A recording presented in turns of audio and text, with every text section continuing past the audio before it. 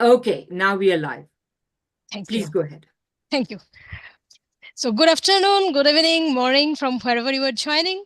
Welcome to the webinar, Venezuela Chooses, What is at Stake in the Coming Elections, which is jointly organized by Orinoco Tribune and the International Manifesto Group, featuring 4 eminent analysts who will discuss various aspects of the upcoming presidential election in Venezuela.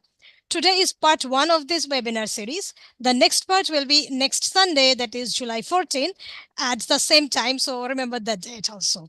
So Venezuela goes to the polls on 28th July 2024, that is the last Sunday of this month, to elect the president for the next 6-year term that will begin on 10th January next year.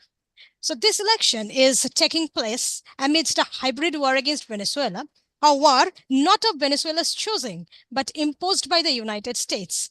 The main feature of this war is a ferocious and all-encompassing economic, financial, and trade blockade carried out through 936 unilateral coercive measures imposed by the United States, the UK, Canada, the European Union, that have gravely affected the country's economy and all walks of life. This war also includes repeated coup attempts, assassination attempts, terror plots, and even a fake government that nobody elected, but that stole most of Venezuela's assets abroad with US blessings and collusion. This war also gets conducted in the media sphere, as is evident from the anti-Venezuela smear campaign by all mainstream media. And unfortunately, even some alternative media fall into the trap of what I like to call the Venezuela exception, which is the notion that everything that Venezuela does is bad. Despite all this, President Nicolas Maduro has continued the radical transformation of Venezuela that began under Hugo Chavez. Under Maduro's leadership, Venezuela has weathered the storm. Shortages and hyperinflation have been overcome, and in a remarkable transition that has not been televised, Venezuela has become self-sufficient in food production and various other productive sectors in ways unknown for, I would like to say, since colonization. Moreover, President Maduro's astute political strategy has brought all factions of the opposition into the electoral path, including the US-backed hardline opposition sectors grouped into the Unitary Platform for Democracy.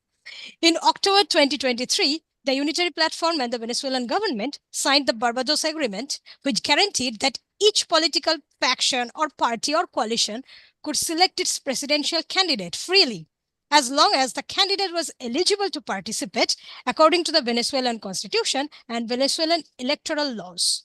There was another agreement between the governments of Venezuela and the United States, signed in Doha, where the US pledged support for the Barbados Agreement. Thereafter, the United States Treasury's Office of Foreign Assets Control issued limited licenses for the Venezuelan oil, gas, and gold sectors, which were already under sanctions, in return for the release of opposition figures and US citizens who had been in prison in Venezuela for their involvement in coup attempts and terrorist plots. However, after a series of violations of the Barbados Agreement committed by both the Unitary Platform and its US backers, the agreement had been discarded and replaced by a new accord reached in May in the National Consensus Dialogue in Venezuela that led to the electoral schedule. Thereafter, the United States government returned to its original regime change policy, canceling its licenses, and is now threatening to deny the legitimacy of the July 28th election results because allegedly the elections are not free and fair, which I suppose because the United States authorities' favored candidate, the extremist politician Maria Corina Machado, has not been allowed to run. Machado was disqualified from holding political office for 15 years for acts of treason she had committed in 2014, and this ban was ratified in January this year by the Supreme Court of Venezuela. Although you would not see this in Western mainstream media that projects Machado as a victim of the dictatorial Maduro regime. Machado, despite being disqualified, had continued to insist on her candidacy until the last moment when the Unitary Platform was forced to name a substitute candidate, the retired career diplomat Edmundo González Urrutia. However, even among the Unitary Platform sympathizers, there are voices that question González's autonomy and decision-making power independent from Machado, as it appears that he is only acting as her agent, which borderlines illegality, according to electoral laws anywhere in the world, I would suppose. So as the election date approaches, all opinion polls in Venezuela are showing that the incumbent candidate, President Nicolás Maduro, is the clear favorite, with voting intentions for him crossing 50% in all polls. Meanwhile, the hard-right opposition is launching a campaign on mainstream media and social media, crying fraud, even before the election has taken place. This reflects this opposition sector's usual strategy, a strategy which has been applied time and again in Venezuela with disastrous consequences. And let's remember the latest ones, the violence of 2014, 2017, and the self-proclamation of Guaido in 2019, accompanied by a violent coup attempt that continues to this day. Thus, it is evident that the stage is being set for the United States to declare the Venezuelan elections fraudulent and illegitimate, and to continue its regime change efforts against a country that is at the forefront of the multipolar and democratic transitions in Latin America. So this webinar, involving a range of experts, will analyze the challenges of this decisive moment in Venezuela's history. We have 4 speakers today. Each speaker will speak for 15 minutes maximum. And after all of them have finished their presentations, there will be a question and answer session. I request the listeners to put their questions in the chat. Your questions will be summarized and presented to the panelists for their response during the Q&A session. Now, let's open up the webinar for our speakers. The first speaker is Maria Páez Victor. She is a sociologist born in Venezuela and educated in Caracas, New York, Mexico City, England, and Canada. For several years, she taught sociology of health and medicine, as well as health and environmental policies at the University of Toronto. She is an expert in policy analysis and impact assessment, specializing in the areas of health, environment, and energy. So, Maria, now the microphone is yours. You can start your presentation. Thank you very much. Can you hear me? Hello? Yes, I can hear you. I can hear you perfectly. Okay. Well, thank you for that very thorough introduction. Before I start, I want to thank you for organizing this, Jesus and Radhika. But although my topic isn't geopolitics, I have to say one thing first, that Venezuela is at the vanguard of the defense of democracy, of socialism, and indeed of humanism today, now in this world, in this year of elections that are taking place all over the place, where we see the rise of the right in Europe, in Scandinavia. Well, it's quite astounding. Switzerland, Italy, Germany, Hungary, Sweden, with the grand exception, thank God, of the Labour win in England. So what is happening in Venezuela is not just a small thing and not just something related to North America. Now, I'm going to try and share this screen. Can you see this? Can you see this? Yes, I can see. Yes, okay. It's visible. Okay. So the other first thing I want to say is that we're looking at a new colonialism. It's a resource colonialism. It isn't necessarily to take over a land, a territory, but it's to crush the sovereignty of nations, to debilitate governments, to impose a tutelage over them. Why? Because they're looking for the natural resources and the hegemonic and economic advantages. And its tools, of course, military has always been, but now more and more corporations. And I want to stress that the only imperialist nation in the USA, and I say this for those of you who are always looking strangely at Russia and China, the only one imperialist nation is the United States, because it's the only one who has about 800 military bases around the world, and 76 of those bases are in Venezuela. In Latin America. And its military budget is unbelievable. You can't even think how much it is, about $1 trillion, and it's more than the next 10 countries. Now, the other thing that is really important to understand is that the EU and Canada have become uncritical followers of US foreign policies. This hasn't always been the case, even during the Cold War, but now they are uncritically little poodles following the US foreign policies. And what the US wants is utterly not just to buy Venezuela's oil and gas, but to utterly control the vast oil reserves of Venezuela. And what Canada wants, Canada, who is the mining capital of the world, is to control its enormous gold reserves. Now, a little bit of background that I'm sure you all know, but that the USA is a corporate state. Its core is the military-industrial complex that Eisenhower, warned about. There were 7,000 corporations in 1970s. Today, there are about 65,000. And it's really interesting what Chris Hedges says, how the corporate power in the United States has destroyed its own democracy, its own welfare state. It's gutted wars. It's looted the U.S. Treasury, because these corporations rise at the expense of democracy, even their own. And what they are doing is conducting a resource colonialism, imperialism towards Latin America, of course, with the economic weapon of the power of the dollar. And by the way, they have eroded international law. All this question about rule of law, that's nonsense, because they have made nonsense of it. And you know that over a century, the USA has looted and killed any reformist in Latin America. Now, let's look at Canada's background. The most important factor in Canadian foreign policy is its economic relationship to the USA. This seems to be the only thing that is important for foreign policy here. From 45 to the mid-50s, George Grant famously said how Canada had become a branch plant of US economy.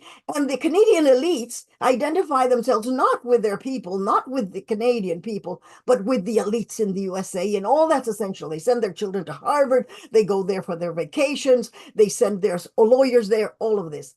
And since 9/11, the integration has been even greater, because under the idea that they needed a defense, that North America needed a defense, Canada joined the empire. The Canadian military was delighted with this, okay? And so they joined the global war on terror, the disciplinary militarism towards the third world, and global exploitation. Canada's intervention has been rather a failure. Their failure in Afghanistan, in Haiti, is horrendous. And of course, their Lima group, in which they hoped to crush Venezuela, was a complete debacle. And Canada enthusiastically embraced all the sanctions of the United States. It broke relations with Venezuela, stopped embassies, consulates, and stopped Venezuelan Canadians to vote in the presidential elections in 2018. That's how democratic they are. And by the way, Venezuela has never done anything to Canada, nor to any Canadian citizen. Canada and Venezuela are not at war with each other, and yet these things have happened. So the Canadian military is seamlessly integrated with the American, and so is the Canadian oil industry. Now, Justin Trudeau is right now very unpopular. He's fighting for his political life, but waiting in the wings is Pierre Poilievre, a mediocre, far-right conservative whose wife is a Venezuelan of the extreme opposition. I'm going to skip the hybrid war against Venezuela because this was covered in the introduction.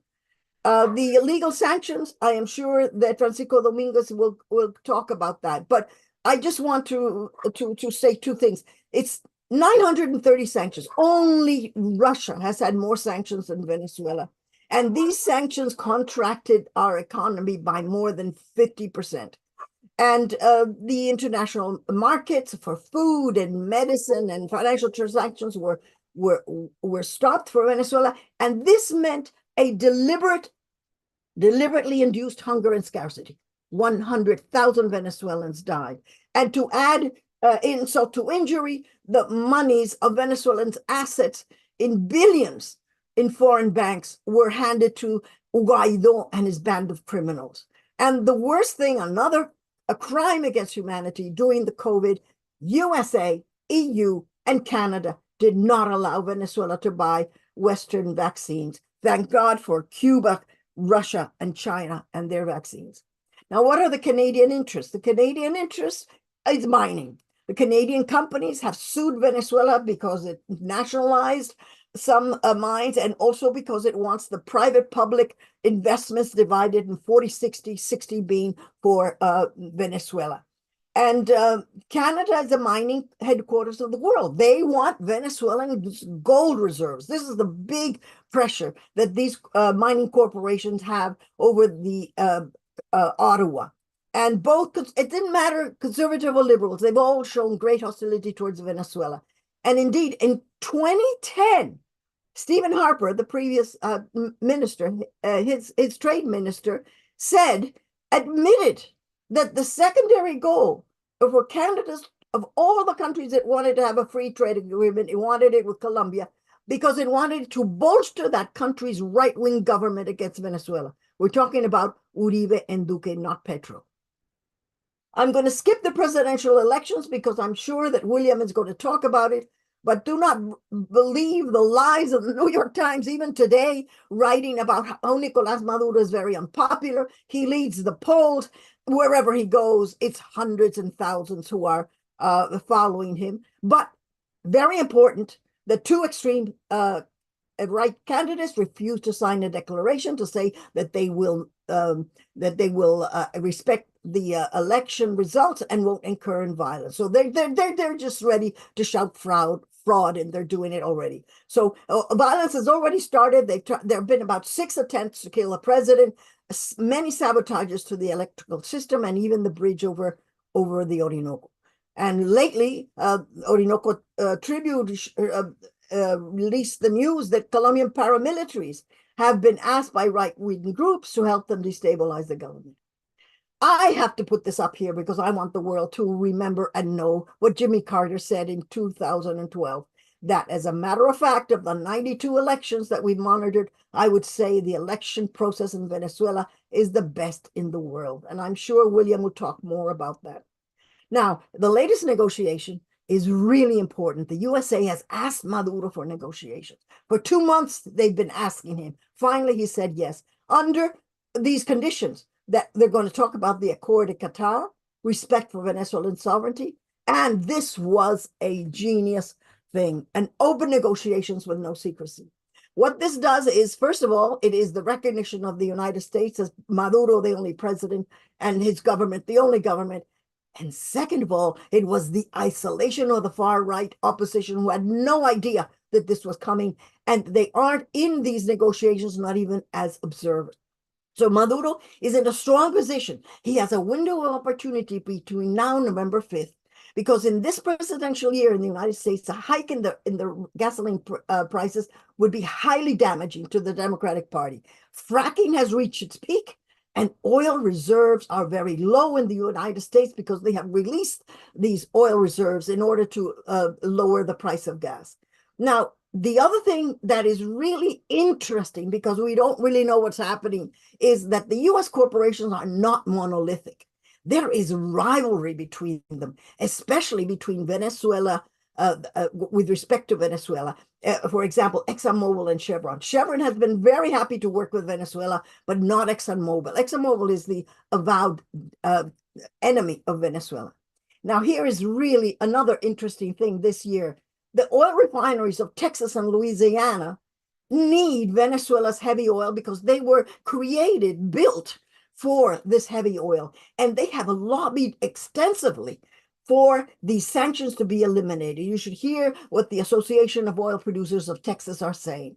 And in this year, where there's going to be election, the electoral votes of Texas and Louisiana combined is 48. Whereas Florida has only 30. And those 30 in Florida are never going to vote for the Democrats, ever. So I think that the Democratic Party is looking very carefully at that.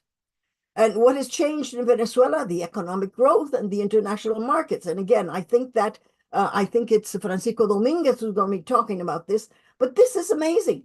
Maduro's economic policies have diversified the economy. Venezuela is self-sufficient in food. It has open markets all over the world. It's an inflation, which used to be, can you imagine 300,000% in super inflation is now 7%. Its GDP is 8% at the end of 2024, the largest in the region.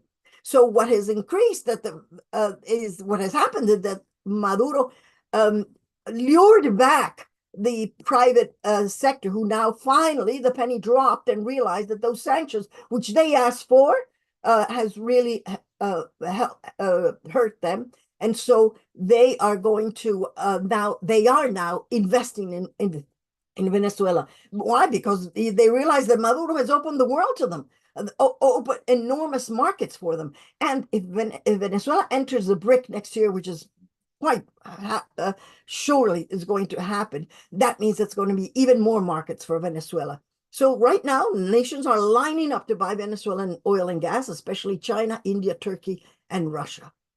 What has changed in Canada? Well, what has changed is Trudeau's fighting for his political life. His foreign policy in Latin America has failed. Now, he says he wants a new approach, but we haven't seen anything. This is just something that one of his ministers has said. He hasn't actually done anything. And this is important. A Canadian oil company, the New Stratus Energy, has made a big deal with PDVSA. It did it through a company in the Virgin Islands, I think, to invest an enormous amount of, I think, 25 million investment in oil production. So here's a Canadian company telling Ottawa, I don't care what you say, I'm going to invest in Venezuela. And Maduro's imminent election, which is going to be, no matter what these media said, he's going to be reelected, coupled with the US's willingness to negotiate with Maduro, these two things are going to influence Canada's approach too. I leave the recent interlaced poll there for you.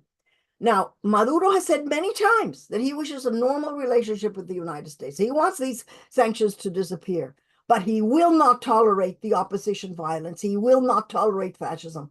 And this is something he said just last week. Fascist, we will not permit this in Venezuela. Peace is going to be triumphant before, during, and after the 28th of July. And the Bolivarian Revolution is a revolución bonita, as we say, a pretty revolution, but it is not an unarmed revolution. Apart from its formidable armed forces, it has 5 million militia civilian members throughout the country keeping the peace, and they have done it. They have done some wonderful things, that militia. Now, violence threat now is internally from these far-right extremists, Maria Corina Machado, Leopoldo Lopez, Capriles, all these people. And the external threat of violence for Venezuela is ExxonMobil, who has taken over Guyana with the help of the Southern Command. We can talk about that at another time. But I just want to close with something that Harry Wilkinson said. He's a retired U.S. colonel, former chief of staff of Colin Powell. And I just want to quote it entirely. I know the Venezuelan military. I've trained some of them. Most of them, if the U.S. military arrives in Venezuela, will enter the very formidable hills with jungle backdrops. They will harass, kill, take prisoners from time to time, and in general, they will endure forever or until the gringos leave. We could remember how the North Vietnamese and the Taliban did it. So will the Venezuelans. My dear friends, we will overcome. As the Cubans say, venceremos. I am not at all worried about the elections. Wherever Nicolás Maduro shows his face, people just come out in hordes to see him. And this is not covered by the press, but it is covered by the press in Venezuela. So I think we have a lot to be thankful for and to be very hopeful for. And thank you very much for this opportunity. I hope I did it in 15 minutes. Yeah, thanks. Thanks a lot, Maria, for that wonderful and extensive, very detailed presentation. You always come up with the data and everything, so it's. I mean, it is expected that you will do this every time, and it was very wonderful to mentioning all the sanctions and everything that has been happening in Venezuela, including ExxonMobil and the problem with Guyana. So we might have some questions later about this. Now I will welcome the next speaker, Joe Emersberger. He is an engineer, a writer, and activist based in Canada with Ecuadorian roots. His writing, focused on the Western media's coverage of the Americas, can be found on fair.org, Counterpunch, The Canary, Telesur English, Zcom, and of course, Orinoco Tribune, which has published many of his writings. Joe is co-author with Justin Podor of the book Extraordinary Threat, the US Empire, the Media, and 20 Years of Coup Attempts Against Venezuela. So Joe, the mic is yours. You are welcome to start your presentation. Okay, thanks very much to all the organizers of the seminar. I'm very honored to have been invited to speak. Now we have 2 seminars this week and next week, and we have several speakers. So for that reason, I've decided to focus on in some detail about a topic I might not otherwise have addressed. That's the track record of the Carter Center in Venezuela. Much of this material is covered in the book I wrote with Justin Podor, but I'll also put online this talk, or at least the outline of it. It includes citations there if people are interested later to look at it. The Carter Center will be observing the upcoming presidential election of Venezuela. So I'm going to explain why Venezuela's government allowing the Carter Center to do this on July 28th is actually a huge concession. And I'll argue that Venezuela would be more than justified in telling the Carter Center to stay away. Now, why am I doing that? I mean, the Carter Center is not an organization whose track record stands out as bad compared to other US-based NGOs, think tanks, and corporate media outlets.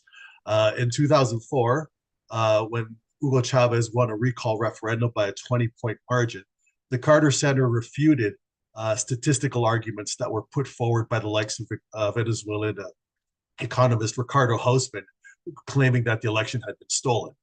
The Carter Center actually went to the trouble of hiring statisticians to refute Hausmann's arguments. Okay, but please bear in mind, that was a good thing, but please bear in mind, this was a 20-point victory that Chavez had achieved in 2004. The level of fraud required to pull that off would have left a mountain of evidence. So we should not get carried away praising the Carter Center for refuting Hausmann's arguments. I mean, if you can't defend a 20-point victory with a ballot counting system as good as Venezuela's, then really what good are you? I mean, defending that victory was the bare minimum you would do if you had any integrity or competence at all. But defending a 20-point victory in 2004 is not all there is to the Carter Center's track record. Now, consider that in 2002, only 4 days after a military coup briefly ousted Hugo Chavez, and there was an op-ed by Jennifer McCoy that appeared in the New York Times. Jennifer McCoy was the Carter Center's director for the Americas. She referred to the Chavez government in that op-ed as a regime that had been, in her words, threatening the country's democratic system of checks and balances and freedom of expression of its citizens. She also said that Pedro Carmona, the dictator who presided over the deaths of about 60 protesters in those 2 days he was in power, seemed to, in her words, seemed to demonstrate the autocratic instincts as strong as those driving Mr. Chavez. So she actually had the gall to compare Chavez to Carmona. And her piece also downplayed the US role in the 2002 coup by saying that Washington had sent, in her words, mixed signals about it. Well, there was absolutely nothing mixed about Washington's support for the coup. Aside from US officials parroting Carmona's justification for the coup, the IMF, whose Latin American policy is run by Washington, immediately stepped forward to publicly offer Carmona's dictatorship loans. In fact, the IMF official who did that was a former US State Department official, Thomas Dawson. Now, in the US, and I'd say in the West in general, we come under a lot of pressure to let things like this pass, to support politicians or groups who offer very limited dissent against Western imperialism and ignore that they reinforce very toxic imperial assumptions the way Jennifer McCoy did in that op-ed. Now, consider a widely cited remark by former US President Jimmy Carter, who of course founded the Carter Center. He said in 2012 that Venezuela's ballot counting system was the best in the world. Okay, that's I think, true. And as somebody who's personally observed Venezuela's elections, it's extremely impressive. But bear in mind, again, let's not get carried away in praising him for saying that. When did he say it? In 2012.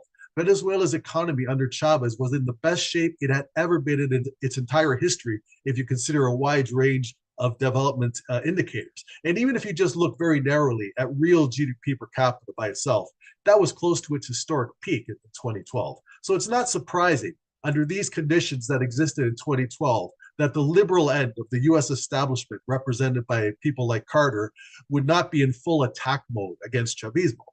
But jump ahead to 2019, February of 2019, things were drastically different. The US under Trump pulled an aid stunt at the Colombian border that had many of us very concerned that the US might possibly invade Venezuela at that time. By that time, in February of 2019, Venezuela's economy had been devastated by a deep and sustained drop in oil prices, combined with the impact of crippling US sanctions for several years. I mean, what was Carter saying then in February of 2019? I mean, the Carter Center put out a statement at that time, February 2019, attacking Maduro's government. The statement accused Maduro of having misused Carter's praise for Venezuela's ballot counting system in 2012. Carter's statement did not utter a word criticizing U.S. efforts to overthrow Maduro, even as it looked like Trump might possibly invade. Not a word criticizing U.S. sanctions that became undeniably murderous since 2017. And in that statement, the Carter Center very bizarrely accused Maduro's government of illegitimate interference in Venezuela's election. They actually used the word interference. That part was so absurd, I had to read it over a few times to make sure I had misread something. To liberals like Carter, foreign governments are obliged to sit back and let themselves be overthrown by US-backed subversives. Now, Carter's statement also stated in 2019 disingenuously that the Carter Center had not formally observed an election in Venezuela since 2004. Now, as people often say nowadays, that word formally did a lot of work in that sense. The Carter Center had in fact put out a very detailed report on the April 2013 presidential election. Now, in preparing this talk, I looked over the Carter Center final report on the 2021 regional elections in Venezuela that I had observed myself. And I was quite disgusted by the report. The report contains exactly one mention of US sanctions. Now, US sanctions, aside from being criminal and murderous, are also massive election interference. I mean, the transparently barbaric objective is to convince voters that supporting US-backed candidates is the only way to stop the sanctions.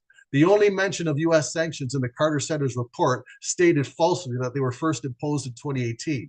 In fact, broad US sanctions were first imposed by Obama in 2015 through an executive order that insanely declared Venezuela an extraordinary threat to the United States. That same executive order has been renewed every year since then. Trump dramatically escalated US sanctions in 2017, and by 2018, studies showed that they could be credibly linked to tens of thousands of deaths in Venezuela. The Carter Center limited itself to a feeble remark that the sanctions were a factor that intensified a recession that had been going on since 2014. Now, the report, this is really, really, really disgusting. The report also said that the Alex Saab case was an example of a network organized to poison the information well, to stoke debate on only one topic. So to the Carter Center, pointing to US criminality and brutality is an unfair tactic to use against US-backed opposition. The Carter Center also described the US capture of Alex Saab, which should be called a kidnapping, as if it were an unremarkable international law enforcement exercise that the Maduro government had dishonestly portrayed as sinister. The Carter Center referred to it exactly in its word as the international warrant for the arrest of Venezuelan diplomat Alex Saab and his subsequent extradition to the United States. There was no extradition treaty between the United States and Cape Verde when Alex Saab was kidnapped. He was kidnapped because he was helping Venezuela evade criminal U.S. sanctions. I mean, today, a lot of you might be aware, the U.S. Supreme Court has basically ruled that U.S. presidents can do whatever they like. But this willingness to normalize U.S. executive lawlessness clearly extends to liberal outfits like the Carter Center. Now, let's consider Jimmy Carter himself. Obviously, he's the founder of the Carter Center. He has an extremely good reputation for what he's done after his presidency, but I'd say it's totally undeserved. He took office after the United States had just suffered a drawn-out and humiliating defeat in Vietnam. So Carter was in no position to take the US public into another war, not directly. The fact that Carter only had one term in office also helped minimize the damage to his reputation. But Carter did absolutely rotten things while he was in office. Carter funded the savage military of El Salvador, even after the late Archbishop Oscar Romero sent Carter a letter begging him not to do so. And even before the Sandinistas ousted the blood-soaked Somoza dictatorship in Nicaragua, Carter's government maneuvered to keep Somozaists in power, albeit without Somoza himself. And like every US president since 1970, Carter lavishly armed the genocidal state of Israel, and Carter also armed Indonesia as that carried out some of the largest scale atrocities of the post-World War II era. Now, Carter's stance on the Vietnam War is just monstrous. When he was governor of Georgia, he was so outraged at the conviction of William Calley, the main perpetrator of the My Lai massacre. He was so worried that it might decrease support for the U.S. military that Carter used the day of Calley's conviction to declare an American Fighting Man's Day in Georgia, to make sure everyone knew how fully supportive he was of the slaughter of Vietnam, which is one of the worst. U.S. slaughter of Vietnam is one of the worst crimes of the entire 20th century. And as we all know, the 20th century was an incredibly gruesome century. I mean, then as president in 1977, Carter was once asked about the possibility of paying reparations to Vietnam. And his response was just gruesome.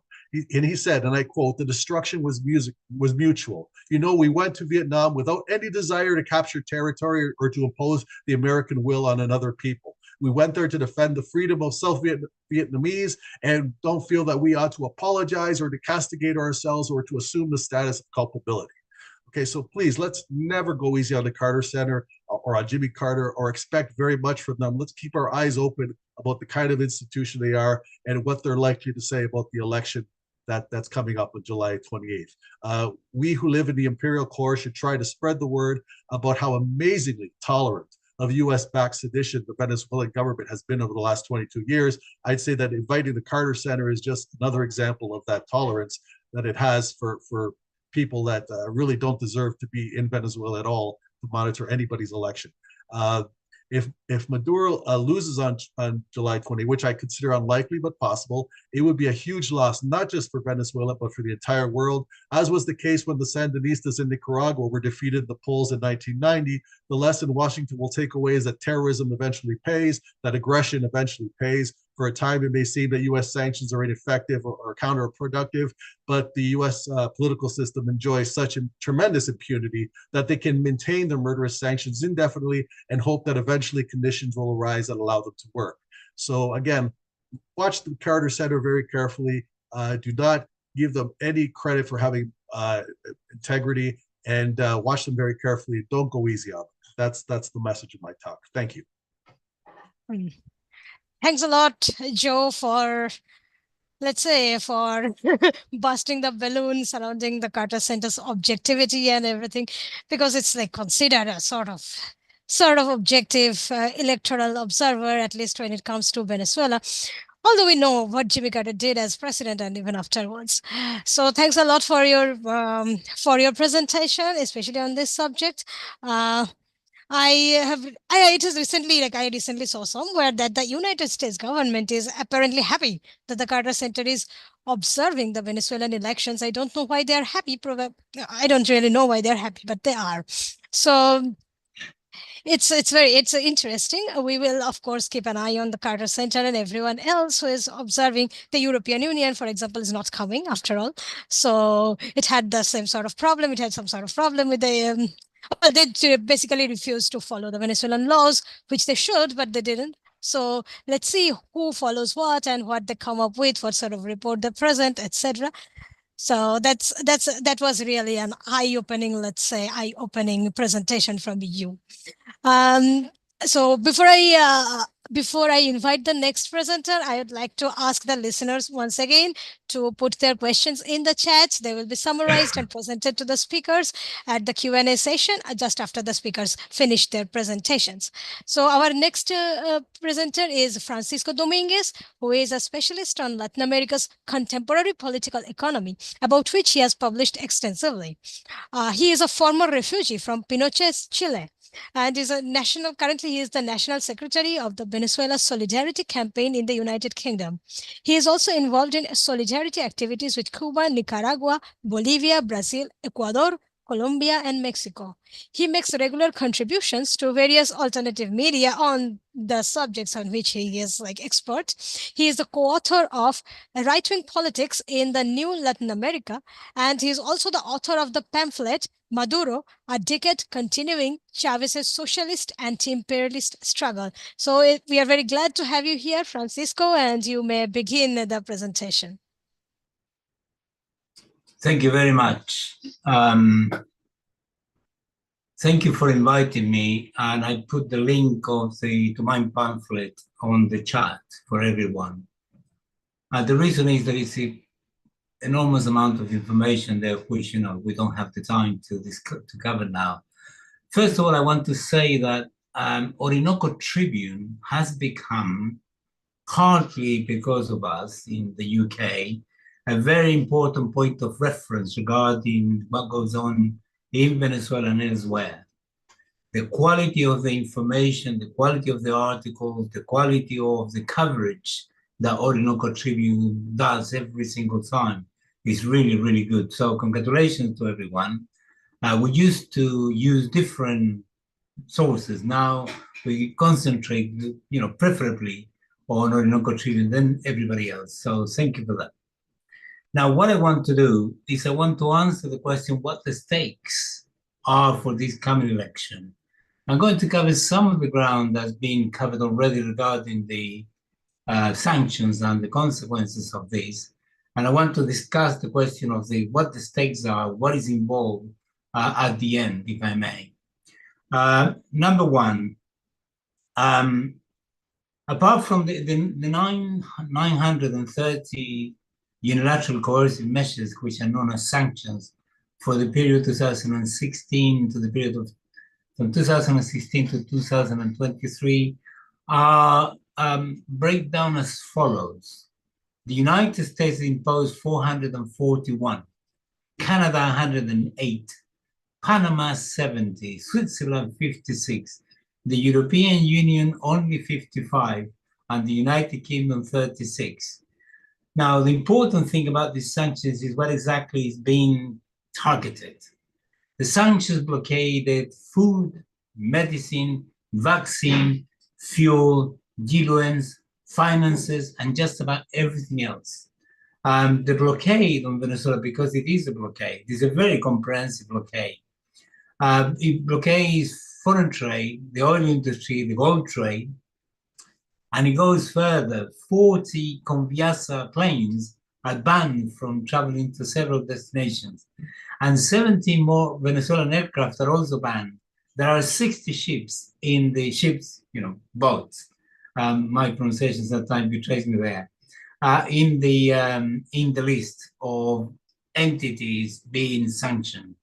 There have been, on top of that, the illegal confiscation or freezing of Venezuelan assets in the United States, current accounts. Monomeros, a company that belonged to Venezuela in Colombia, was also taken over. Citgo has been taken over. Monetary resources deposited in European financial institutions, 31 tons of gold in the Bank of England, all together amount to something like, so far, the information is not precise, but it's quite huge, is between $40 to $60 billion, which is a huge amount. And you can imagine all of this actually has affected Venezuela terribly in many ways. I want to just highlight a few. Citgo was paying for high-cost surgical operations, marrow bone transplant, particularly abroad in Italy and other places. When Citgo was taken over by the United States with the collusion of white-owned company, these operations were suspended. And many of these, some of them young kids, actually died as a consequence of waiting to be operated. They couldn't. One of the consequences of financial blockade against Venezuela is the following. Venezuela pays money for services or goods it wants to obtain in the world market. Not only the bank or financial institution doesn't process the payment, but it retains the money, which is really bad. not only doesn't possess and should retain the money, it retains it. So the result is, all state bodies in Venezuela have been targeted. It's very difficult for them, and no economy can survive without being able to actually operate, being inserted in the world economy. State bodies of every kind, the oil industry, transport, public finances, health, food, any other section, any other sector have been targeted. Taken all together, all the state publicists receive 80% of the sanctions. That is to say, it's been a very determined, targeted, deliberate intention on the part of the United States, those who organize this, to really hit the state as hard as they can. Just to give an example, in December 2017, 11 bonds of Venezuela and PDVSA debt for $1.2 billion couldn't be paid because they were obstructed by sanctions. In November 2017, 23 Venezuelan financial operations aimed at purchasing food, basic inputs, and medicines were not processed by international banks because they were blocked due to the sanctions. Many of the banks are terrified of challenging the United States blockade against, a third country. And this is very, very significant part of the problem. So very quickly on the consequences. From 56 billion that Venezuela was receiving in revenues from its export activity, this declined to 743 million in 2020. That is to say, and this is repeated by leaders of the Bolivarian Revolution, Venezuela lost 99 out of every $100 that came in before 2013. From 2015 to 2022, as a result of these sanctions, Venezuela lost 44 billions on average every year. That makes out a grand total of $308 billion, which is the equivalent of almost 20 Nicaraguan economies. That gives you an idea of the size of it. Between 2015 and 2020, because of the sanctions, oil output from the oil industry in Venezuela fell by 87 to 90%. That is to say, Venezuela, from an average of 2.4 million barrels a day, began to produce less than 300,000. That meant that Venezuela lost $232 billion. So if you put this together, the consequences, the economic cost has been monumental.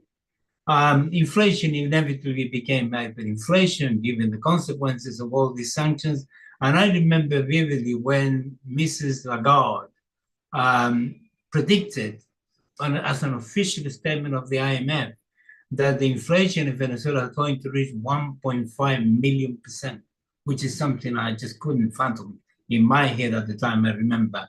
All of this was on top of black market, hoarding, the scarcity of food, and just about every other input.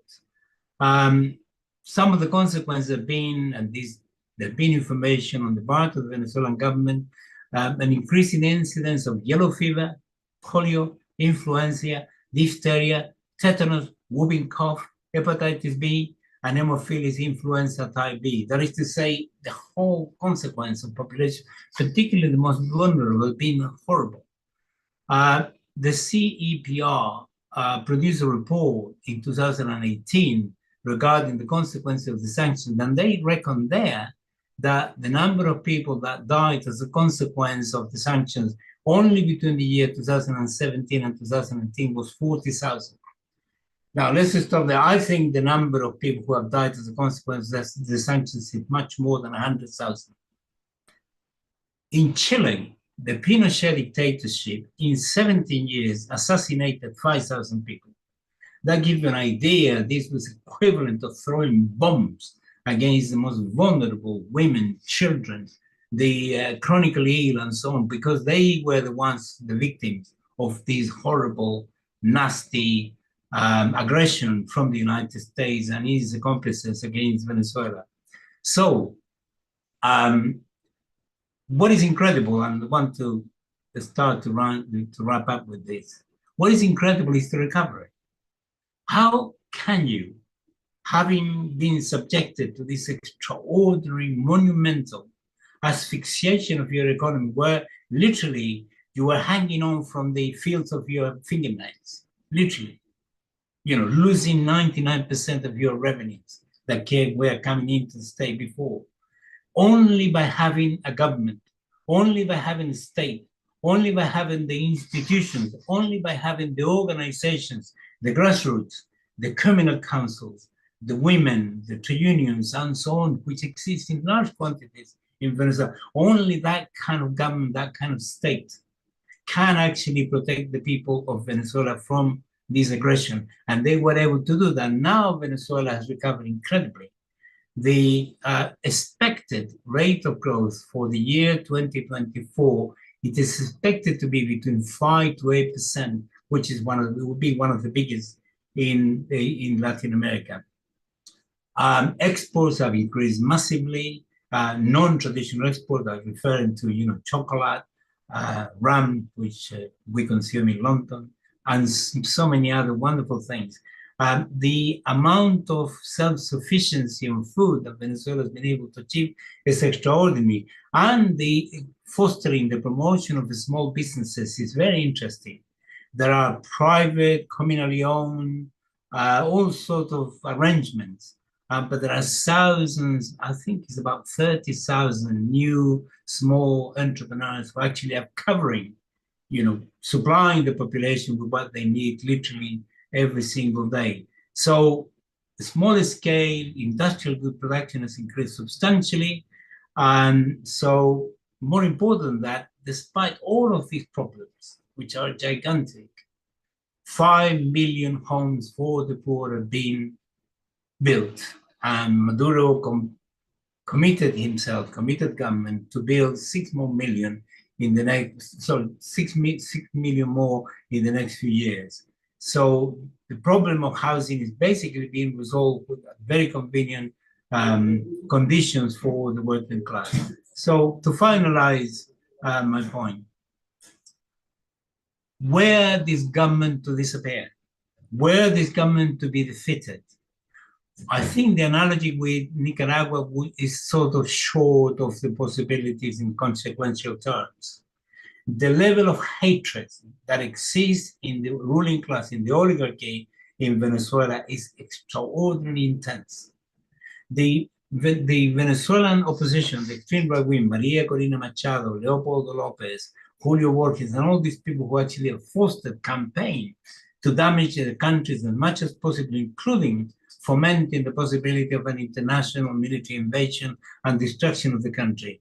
If you read the details of the contract between Juan Guaido and the mercenary Guaidó, in 2020 in May, the contract allowed these mercenaries to assassinate anybody without any legal consequences. That is to say, the idea was to eliminate complete dictatorship. The point I want to make regarding the opposition, this particular type of opposition, is they are not totally lackeys of the United States. It's worse than that. The United States owns them, it finances them, tells them what to do. They wouldn't do anything without the United States agreeing to them literally every single day. They're totally controlled by the United States. So the mistakes that they make come from the United States. You can imagine what it would mean to actually them coming back to office. They will dismantle absolutely everything. They will be engaging in retribution and vindictiveness of every imaginable kind, and will set Venezuela back more than 50 years of development, if not worse. And it will be very difficult to actually recover from that, because the United States will militarize their support, let's call it that way, of any possible government. So we need to redouble as much as possible our efforts in solidarity with Venezuela, because what is at stake for Venezuela is enormous. Where Venezuela to go, and where these to be the consequences, you can imagine the consequences for the rest of our continent. So it's extremely important. I think we're a bit relaxed because Maduro is doing very well in the polls, but nevertheless, never be so sure, because the opposition now, and they're already preparing the ground to declare that the election was rigged and it was fraud, and there being information that some paramilitaries from Colombia have been contacted by the extreme right wing of Venezuela to bring in 1,000 paramilitaries to cause havoc on the day of the election to cause chaos so that, they can demonstrate that the masses are against it. So it's very, very dangerous. And none of them will be done without somebody in the State Department somehow agreeing to it. So viva Venezuela, let's redouble our support, and thank you very much for the invitation. Thanks a lot, Francisco, for praising Orinoco Tribune's efforts to inform the world about the things that are happening in Venezuela as well as in Latin America, and we'll also say the world, because we try to cover everything that mainstream media does not cover. So thanks a lot for the praise. I mean, it means a lot.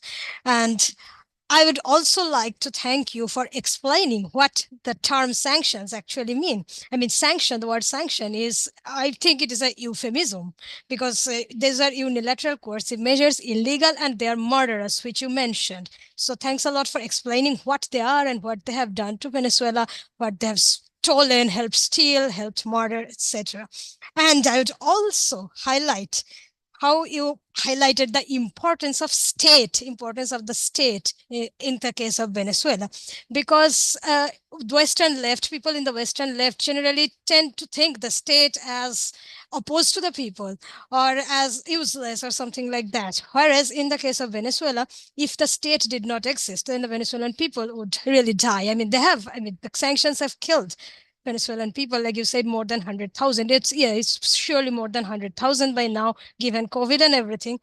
But despite that, I mean, if the state did not exist, then millions of Venezuelans could have died. So thanks a lot for all these points that you mentioned. I mean, all of them are very important and very enlightening. And thanks also for your pamphlet, which we were very proud to publish.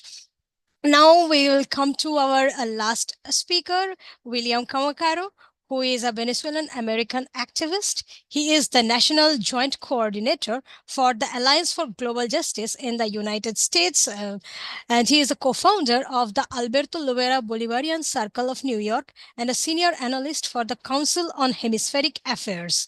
He has published in several progressive news outlets, and he has also organized numerous delegations to Ecuador, Bolivia, and Venezuela. And so, William, the floor is yours. You can start your presentation. Thank you very much. Can you hear me? Hello?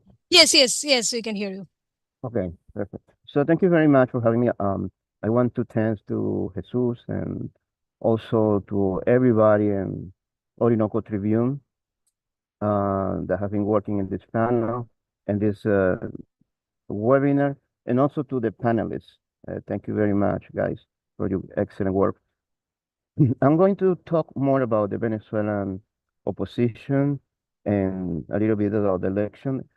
So we have right now around 10 people registered as a candidate, but I want to mention some of them very briefly that are very, I will say, interesting characters.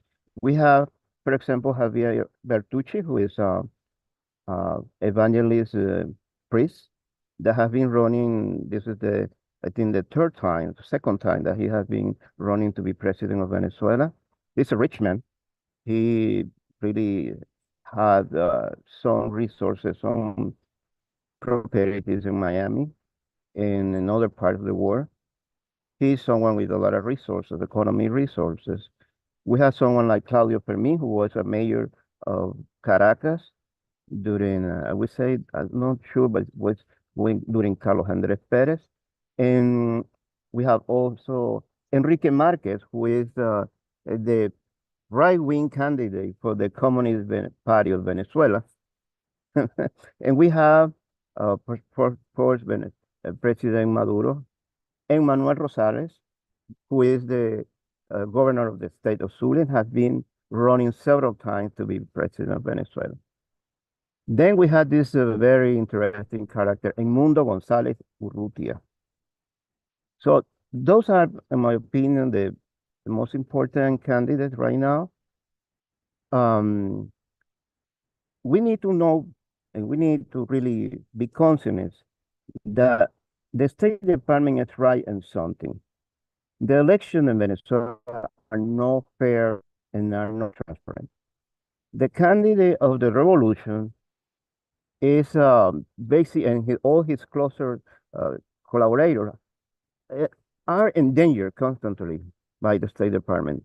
They have been, for example, President Maduro in the last 9 months have been receiving some 6 different assassination attempts that have been neutralized by the Venezuelan government.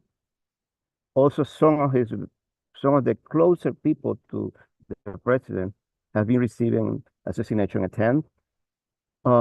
Recently, we heard that from President Maduro, everybody mentioned this, the paramilitary group in Colombia, they're announcing that they received some signal from the right wing in Venezuela, asking an assistant to assassinate the Venezuelan president.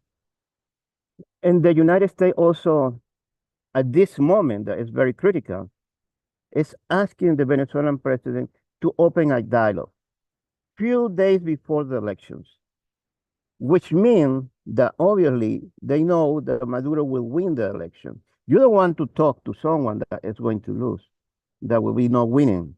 You want to talk to someone that will be winning the election. We can see this as a distraction, but we can see this as something strategic for them, talk to Maduro before the election to make some deals in advance with the president. We have been able to see this popular mobilization in support of President Maduro that have been, in my opinion, increased enormously after the imprisonment of Tarek William al-Assami. When al-Assami, the former president, the formerly earlier, PDVSA president, was arrested, and several members of the cabinet and several members of the National Assembly, I think that people were released. A lot of people were talking about corruption in Venezuela, and suddenly we were able to see May 1st, one of the biggest May 1st demonstration after 3 years in Venezuela. And that happened just after a few weeks, Tarek al-Assami was incarcerated with a bunch of people that were close to him. And the population has been mobilizing more and more. That's my opinion. That is, people feel connected with the president or reconnect with the president after Tarek al-Assami went to prison. Although Maduro is winning this poll, we must consider that the opposition is trying to sabotage and to do something to make damage to this process, the electoral process, and we need to be alert. When we, for example, have been talking to friends in Caracas, outside of Caracas, and basically they say that there is a huge number of gas stations that are not accepting, for example, bolívares from buyers or credit cards, only dollars in cash, which is creating some unrest among some people in some places. So we need to be alert with those things. And when people ask them until when you will be requesting dollars to buy gasoline, they said until July 28th. So it's obviously that they are trying to sabotage in so many ways this electoral process. The most strange thing that's happening now is that Maria Corina Machado, knowing that she was disqualified, organized a fraudulent primary election, and then later named a candidate to replace her. Her name was Corina Lloris, who was disqualified for having dual citizenship on the part of her husband. So this is something that has not been clarified by the mainstream media. The mainstream media still is saying that Corina Lloris was blocked by Maduro to run for to be president in Venezuela. And then we know that Mundo González Urrutia, that is very close to Corina Machado, is the right wing candidate, participate in financing, logistically, in a brutal act in El Salvador, when he served as an official in the Venezuelan embassy in that country.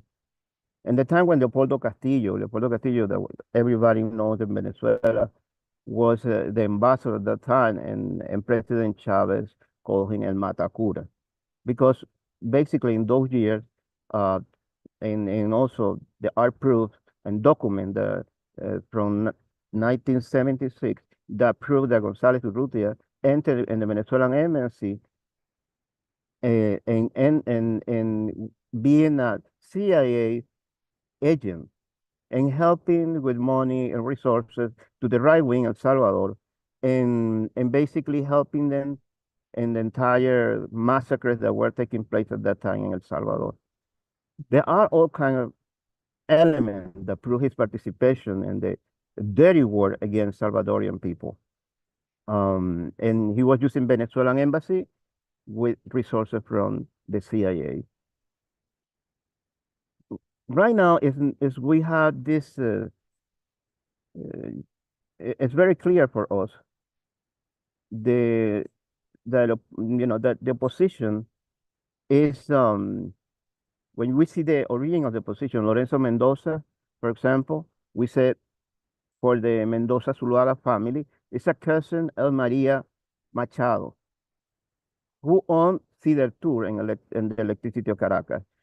So we know that Maria Corina is cousin of Caprile, who is owner of the craft and also craft mayonnaise craft, and also he is owner of several theaters and in other places in Caracas around Venezuela.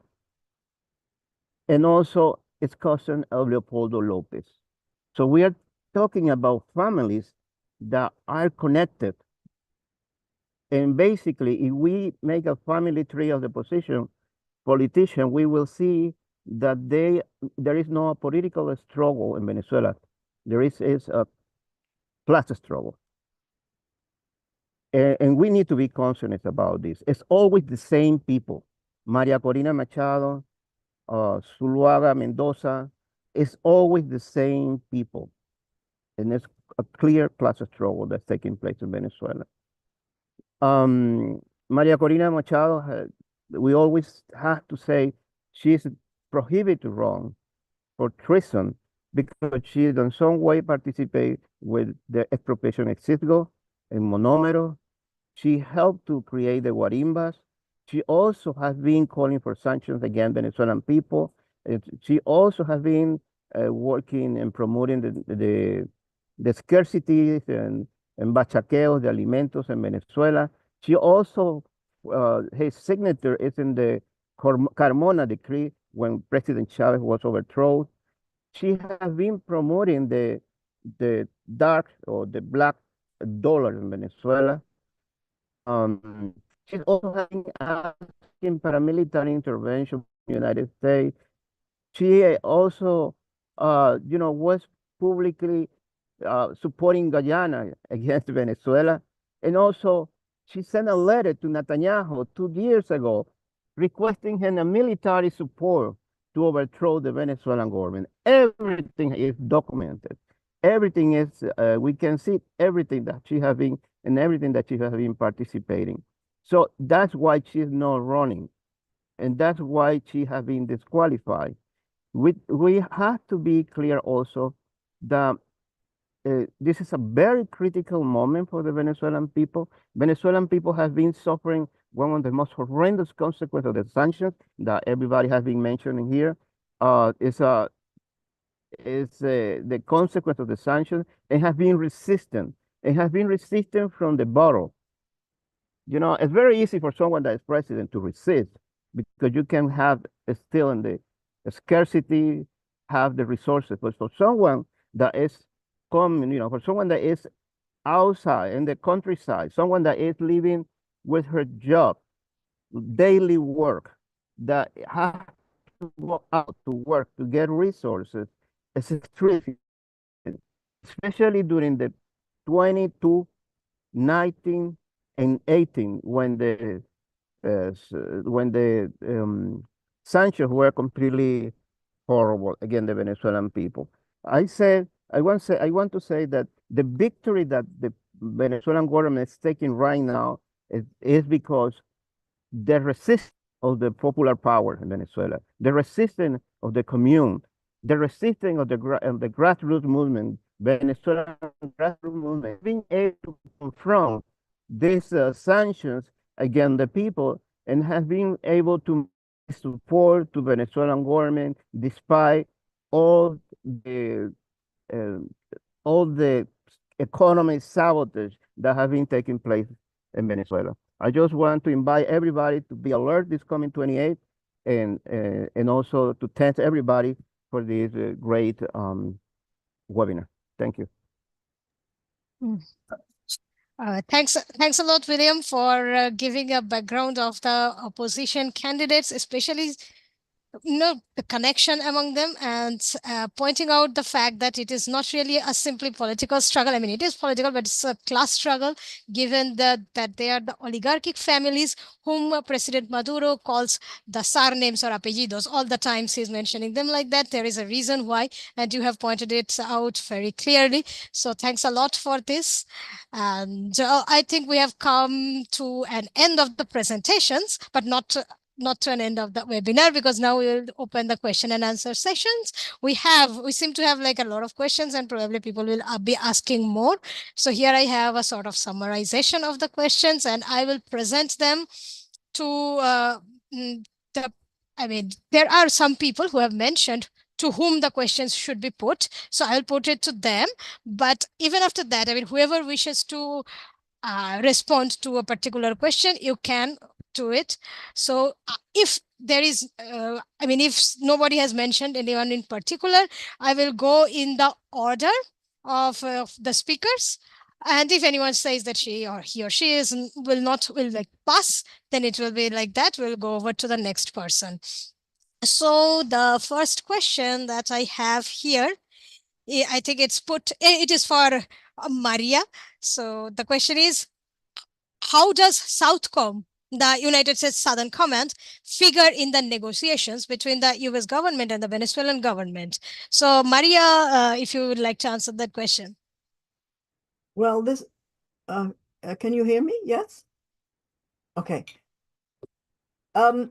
The US Southern Command is very much involved in everything related to the relationships with Venezuela. They are there as the boogeyman. They are there to scare Venezuelans, indeed scare the whole region. They already have, at least that I know of, 3 military bases in Guyana, because ExxonMobil has taken over Guyana. The poor president of Guyana is a frightfully unprepared, weak individual who has placed himself in the hands of Satan, which is ExxonMobil. And ExxonMobil being one of I would say the worst oil company in the world, with the worst possible human rights and environmental record, has availed itself with the Southern Command.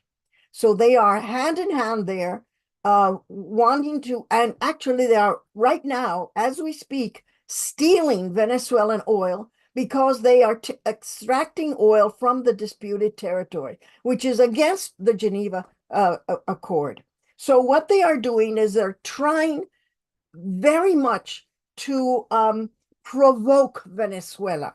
There is nothing that they would want more than a little war between Venezuela and Guyana, which would not be Venezuela and Guyana, would be Venezuela versus the Southern Command and the power of ExxonMobil. But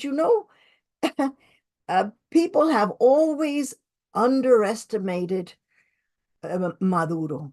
Maduro has been able to play this geopolitical chess game in a most marvelous way. He will go down as one of the great presidents of Venezuela, because in tremendous opposition, he has managed to save his country, and more than save it, help it flourish.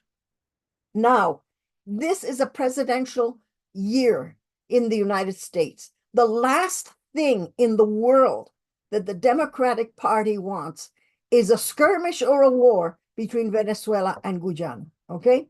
This is not what the Democrats want, even in a non-presidential year. But this presidential year, that is from now to November the 5th, there's not going to be a war there, because it would be very detrimental to the government of the United States, not because of their goodness of heart, but this is just geopolitics here. So we will have to suspend our judgment until after the elections of the United States. If Trump wins, then there will be something very different that we will have to confront. But right now, I would say that Maduro has a window of opportunity between now and the 5th of November, and he's using it very well. So right now, the Southern Command has had its teeth sort of closed, because they can't do anything to Venezuela right now. Okay, thanks a lot, Maria. And people who do not really know what the problem is with Guyana and Venezuela, it's about a territory called the Essequibo. There is a territorial dispute dating back to the 19th century, created by Britain. And in Orinoco Tribune, we have published extensively about it. So anybody who wishes to read about it, please go to Orinoco Tribune, just type Essequibo dispute and you will find it, a lot of it. Anyway, and if anybody else wishes to comment on this question about whatever Maria talked about it, Southcom, the presence of Southcom, the influence, impact, whatever of Southcom in the negotiations. Yes, Francisco, I think. So please, Francisco, go ahead. Yeah, I made a mistake of putting the applause thing that I wanted to say. I'm sorry about that. I think it plays a very significant role, because I'm not aware that Southcom participates in the negotiations itself. Nevertheless, it's such a powerful, threatening outfit, because it's spread around the place. It's got between 7 to 10 military bases in Colombia. And you remember when the Defense Cooperation Agreement, was signed between Uribe and George W. Bush in 2009, the Defense Cooperation Agreement allowed the United States military to use not only the military facilities of Colombia, but to use any civilian facilities that exist in the country in order to wage any real serious war against threats that come into Colombia. And the justification was the Dragon Wars. If you go back to the annual report from the Southcom regarding the situation in what they call the Western Hemisphere, which is, it's their backyard. If you read all the reports, 2002, 3, 4, 5, 6, all the way to now, they demonize, they produce a military report of the threats coming to the United States, which they exaggerate. They have put Lula there, narco-terrorists, Islamic terrorists, you name it, they're all there. But the significance of that is not just that they use propaganda, which it is, but this information goes into the Foreign Affairs committees of both the Congress and the Senate, which is a very small club. And once they make a decision regarding those reports, then Congress, and nobody is going to oppose it. The rest is done by the media. So therefore, in that sense, it's a very important thing. And regarding the Guyana, I'm very concerned about that. I'm delighted to know from Maria that the United States doesn't want the conflict between Guyana and Venezuela. But given the amount of military deployment, exercises, maneuvers, and so on, it's a bit worrying that it's there. And remember, behind Guyana and behind the United States is the expertise of the UK, the nasty UK, which is always that they know how to do things much better than the United States. So I think we should denounce the Southcom for interfering in things that they shouldn't be involved. That's the important thing, because the last thing we want is Southcom to be involved militarizing the negotiations that are necessary between Venezuela and Guyana. Oh, can I just say something? I totally agree with you. The lethal threat that the South Command is for Venezuela. It has always threatened Venezuela, and it is threatened now even more because it's entered Guyana. I'm only saying that I do not think that the present government of the United States wants a war before the 5th of November. So that's the only thing I've said. Do they want a war? Do they want to take over Venezuela? Sure they do.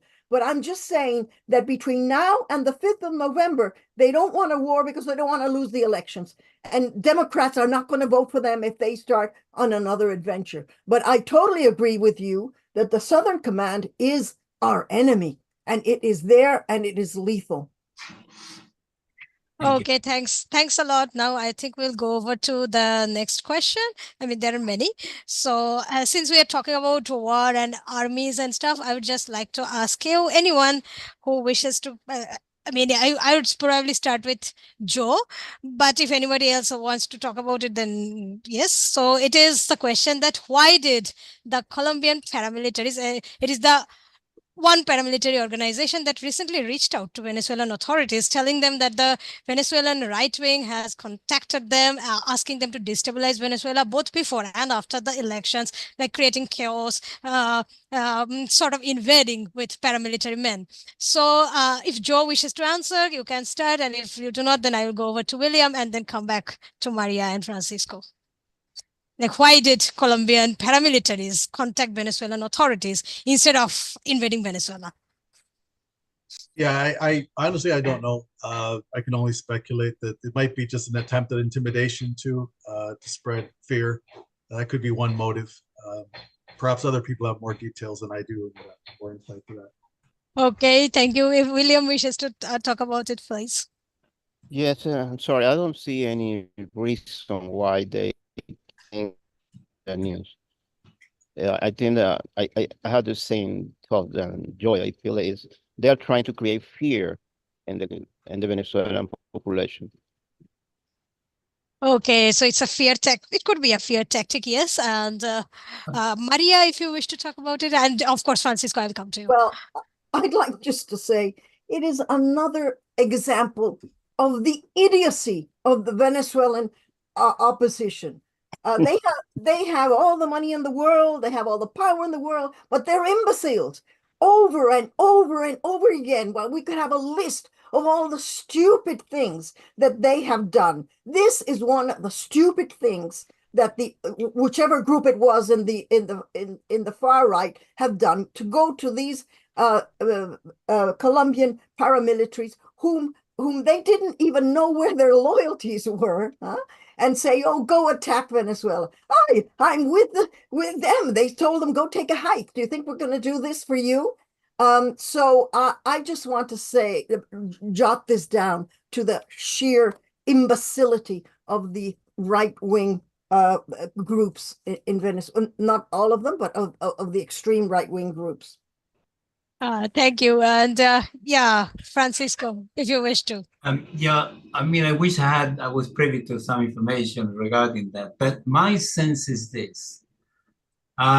When Freddy Bernal took charge of the border, this very dangerous border, and then in a period of a couple of years was able to clean up, I'm using diplomatic words here, he was able to clean up a number of bases, a number of operations, a number of groups, and so on, and literally cleaned up the border from paramilitaries in that area. And this has expanded quite significantly with the I don't know how many casualties were on the paramilitary side. And I think they realized that Venezuela was a serious business and you couldn't do what you used to do. So maybe, given now there is a process of peace in Colombia, maybe there is a section of the paramilitary that say, okay, we're only going to be able to become legal if we behave. And I think possibly that is behind it, because the other proposal is the 1,000 going there, they are unlikely to come back. I think that's possibly their calculation. Okay. Can I yeah, sure. During one of the Chavez years, the United States wanted to declare the groups that were fighting in Colombia as terrorists. And President Chavez very, very strongly said, look, they're not terrorists. There is an ideological battle going on here. They are not simply terrorists or criminals. Now, what did happen is what Francisco is talking about, that Bernal cleaned up that whole area because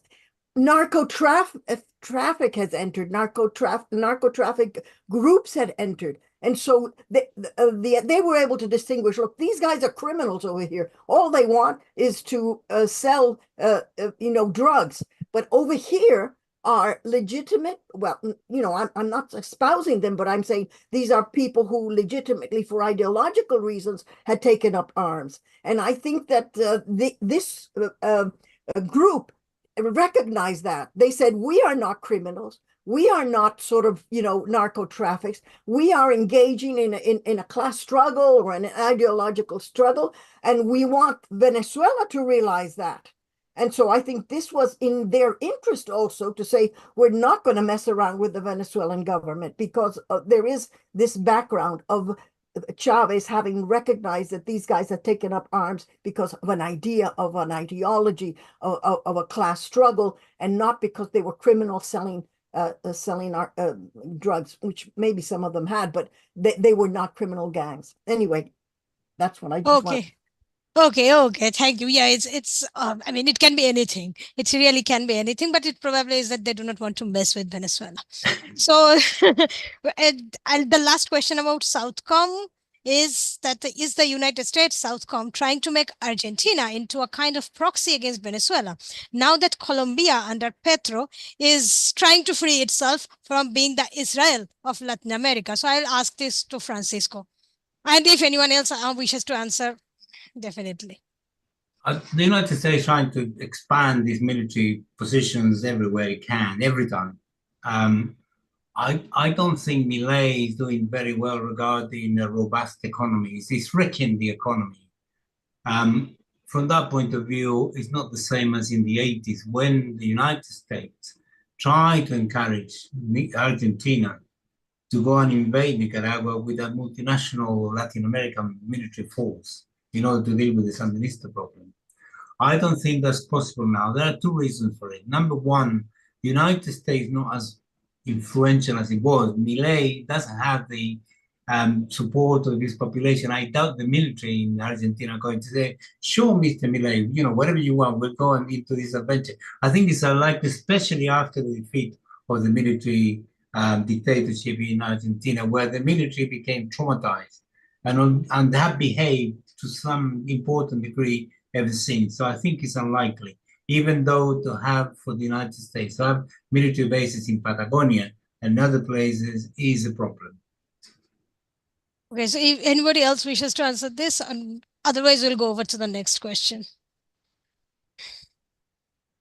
Okay, so it seems that it's okay. So we'll go to the next one, which is about the Carter Center. So the Carter Center, we know that it is an observer in the July 20th election. Should we be worried about their presence in Venezuela? This is from our friend Nino Paglicia, and he says that he is worried about their presence in Venezuela. So should we also be worried about it? So whoever wishes to take it up, please. I think Joe can, because he already talked about it. Yeah. Well, worried. I just think we should be aware that the Carter Center is a liberal imperialist group.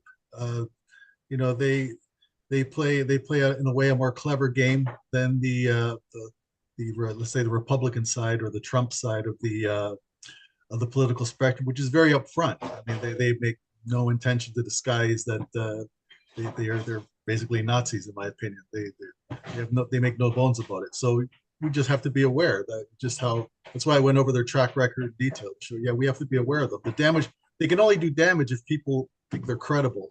If people take their pronouncements too seriously and aren't aware of where they're coming from, of their bias.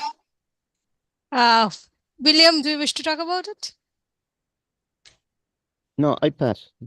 Oh, okay, okay. No, I just saw you, so I thought I was. Okay, so. Can I Oh, comment yeah. briefly on this? Yeah. Well, very, very, yes, definitely.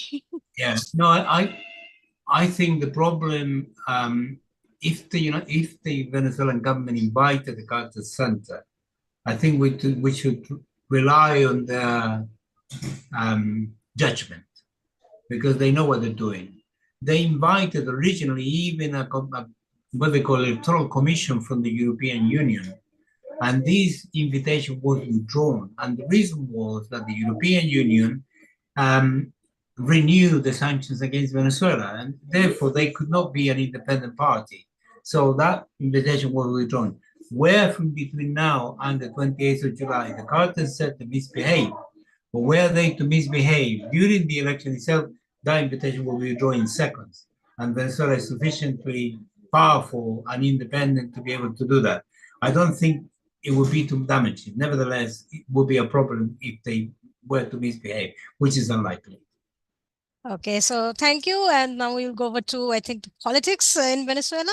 So this is an interesting question, and it's about the upcoming election. So do you expect the opposition politicians and parties that are not violent or that have not been, like abstentionist, will they be able to separate themselves from the Machado, Leopoldo Lopez aligned far right and cooperate with Chavismo or sort of coexistence with Chavismo? And what are some sorts of outcomes to expect from this? So the person who asked this question, I think that person asked it for Maria. So I'll go to Maria first, and then whoever else wishes to answer it can. Can you hear me? Okay.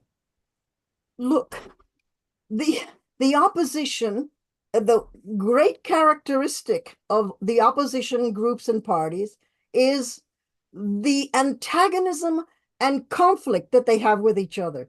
They are not a monolithic group. They have been fighting tooth and nail, one after the other. The other thing that I want to stress is that the extreme right, that is Maria Corina Machado and her poor old fellow Inmundo that she carries around with a photograph so people know who he is, right? She who is backed by Leopoldo Lopez and Guaido and all of those kind of people, right, are hated by the other opposition parties that have, signed the agreement that they're not going to contest the elections, that they're going to accept the results, that they're not going to be in violence. Why? Well, this woman goes and, for example, to campaign in Zulia. She campaigns in Zulia and she doesn't even say hello to Rosales, who's the governor there. She does the same thing in Nueva Esparta. She goes to Nueva Esparta, who has a governor on the opposition, doesn't even talk to them. When in her talks and in her rallies, she never mentions the other sort of leaders, because it's all me, me, me, me, me. And so all of this creates an atmosphere in which I think she's one of the most detested people in the political life of Venezuela because of this tremendous conflict that she has. The other thing that has happened with the opposition, and this is not very nice for them, is that Guaido and his band of criminals, in which I include the Machado, did not really spread the money that the Americans gave them. So you hear many of the spokespeople in Miami just saying all kinds of terrible things about them. But really, it's about the money, They kept the money. They didn't spread this money amongst all of them. So that's another reason why they're so angry at them. And to be fair, the opposition, with the exception of Edmundo, and Martinez, I think it is, Marquez, were the only two who did not sign the declaration that the Commission of Elections had asked them to, which is pretty ominous, which means they're going to go out there and do whatever they want.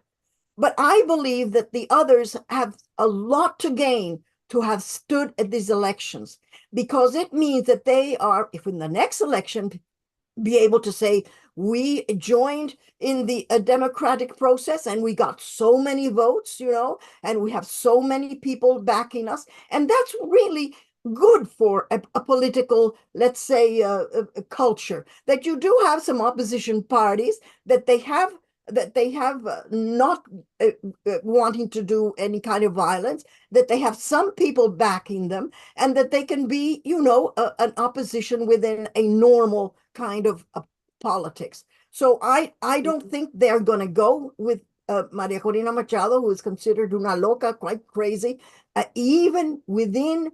I know. Listen, I know a lot of people in opposition. Okay, a lot of them, and in not only in politics but in social media, in social relationships, they intensely dislike her, and of course Edmundo. And I don't think these other parties are going to give up what they're going to gain by playing the democratic game this time around. They're going to be as they've always been, separate and for themselves, and wanting to keep all the money and all the backing of the United States. And the poor United States, they keep betting on the wrong horse. Okay, thank you, Maria. Yes, I like to say that there is not one Venezuelan opposition. There are several Venezuelan oppositions. So I think they are exactly talking about that thing. Now, there is something about another person from the opposition, who is Manuel Rosales. So this question is for William Camacaro.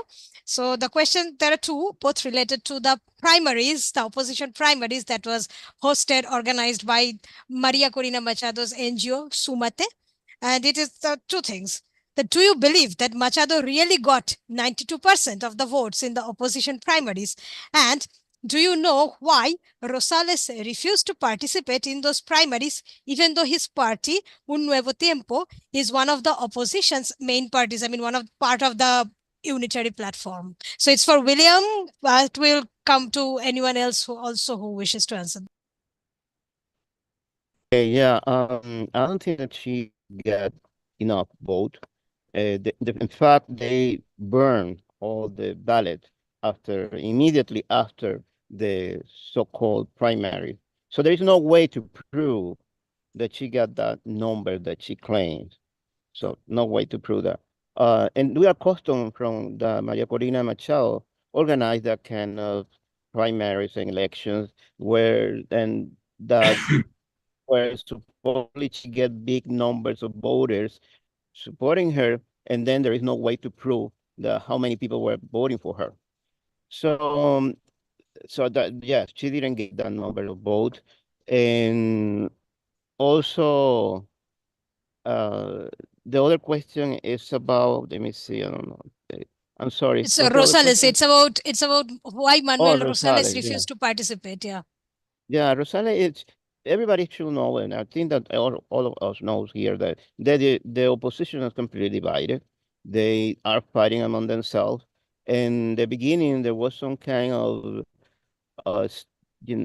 close relation between Rosales and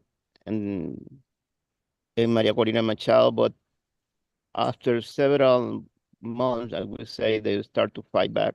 They start to fight, and yes, Rosales decide to basically drop his support to Maria Corina Machado. I think that Maria Corina Machado is because she's someone that's coming from the lead.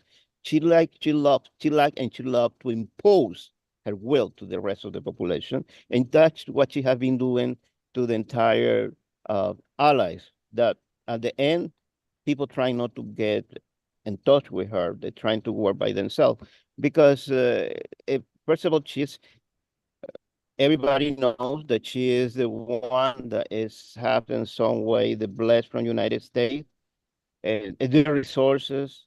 And she's also connected with the entire corruption that has been happening in the opposition, that have been basically stealing the entire resources of the Venezuelan people, from the oil industry, from Cisco, and from monomeros. So they have been able to make a lot of money from the Venezuelan people. So, and she's one of those that have been getting a lot of benefits. So yeah, I think that that's one of the main reasons.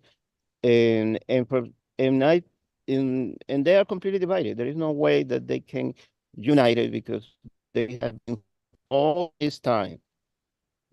And yeah, that's what I wanted to say. Yeah, there is a Okay, hand William, there. I thank don't know. you very much for that response. And I think Francisco also wishes to talk about it. So please go ahead. Yeah, I think the United States needs a candidate which is a point of pressure. And the point of pressure of the candidate of the opposition has one weapon, which is not recognition of the results. And that is the problem, was the problem with Rosales.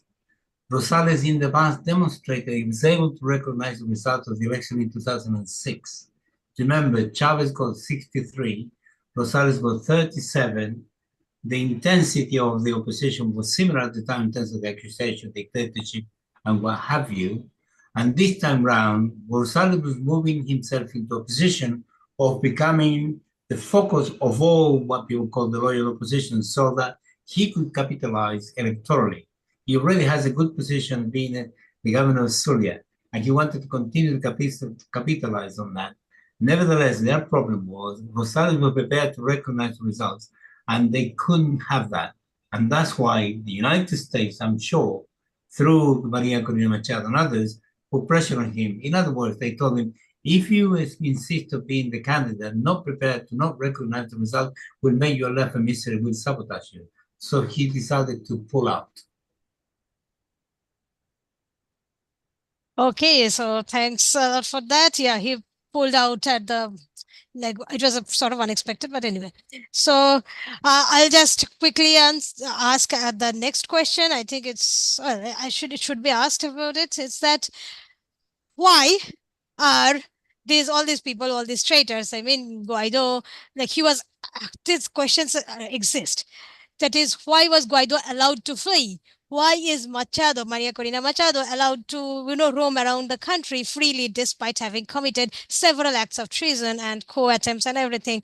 And the same goes to Enrique Capriles, same goes to a lot of opposition on the hard right opposition.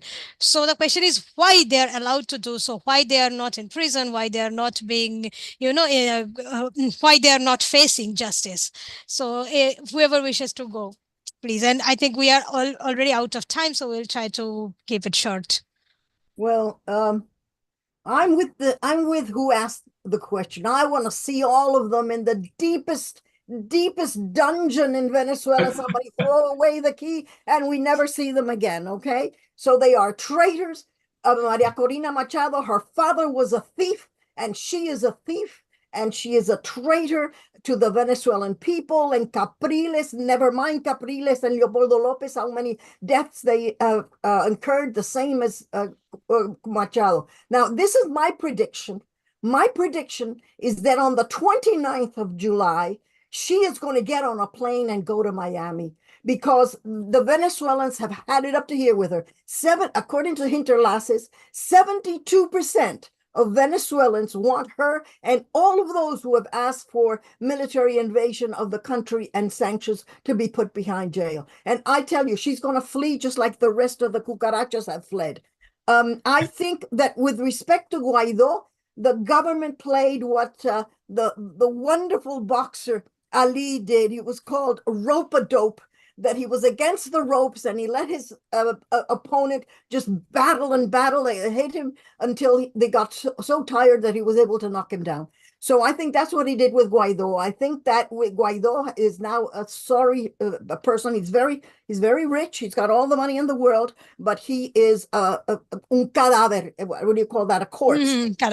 And Machado on the 29th of July is going to be a political corpse because of what is going to happen. But I think that this time around, if Maduro gets a really large, voting, and because we now have a real attorney general, they are going to bring charges against her, charges against Capriles also. Well, we can't do anything about Leopoldo Lopez because he's, of course, exiled over there. But I think that this is going to happen because people are very, very upset that they are walking around doing all of this.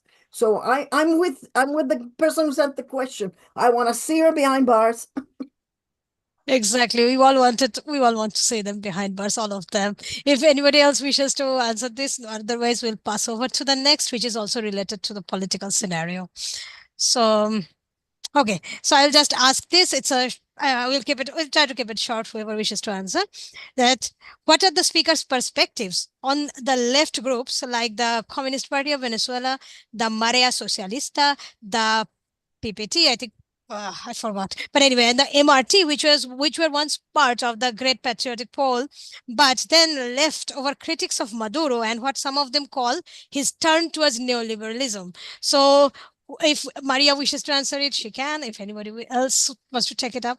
Yes, well, I think these groups have actually not read the Communist Manifesto, because if they had read the Communist Manifesto, they would see that Maduro and his government is not a liberal capitalist government, but that has really taken hold of those industries that are most important for the country, that has used the money of the state for the benefit of the people, and something that I don't know that they may not be interested in, but that we certainly are. It is a government that has greatly respected and exercised the human rights of its population.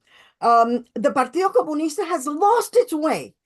This is a partido that had a wonderful history. They were there facing the dictators. They were there being killed by Carlos Andrés Pérez and Betancourt, and even El Beato Caldera. They had a wonderful background, and they, quite frankly, have just lost the ball. I think they've lost their marbles. They are backing a right-winger in this thing.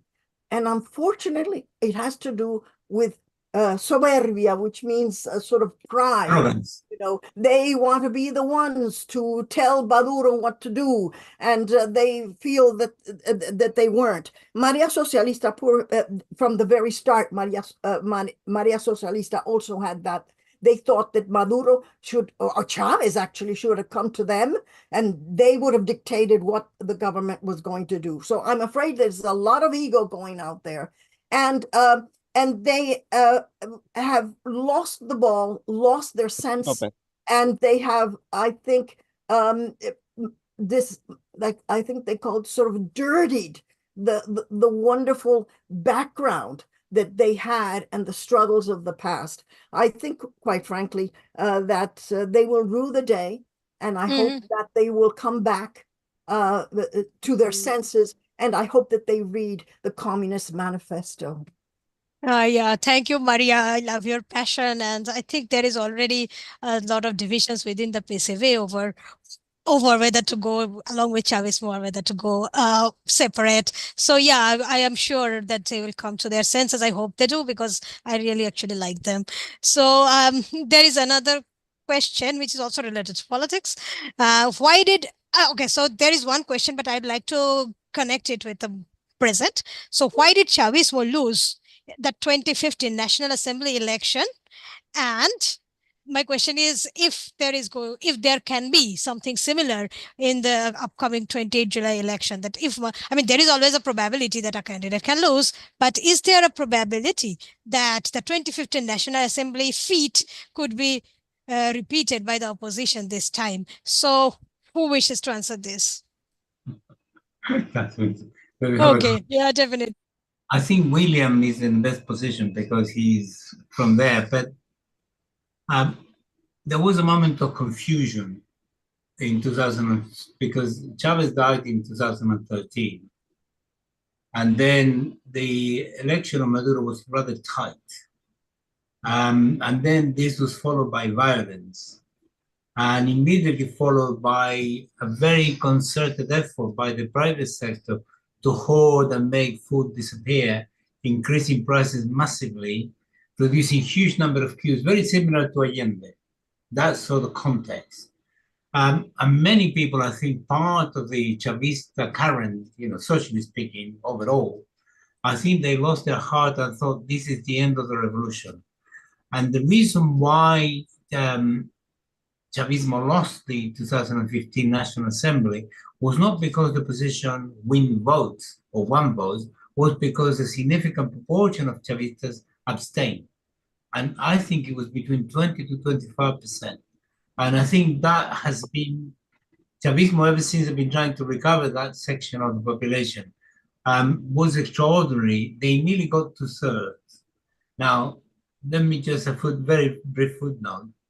If you are an effective political current and you win 2/3 of the National Assembly against a sworn enemy, which is Chavismo, and you mess it up completely and totally incapable of doing something serious, it shows you how incompetent they are. But nevertheless, I think that was the reason.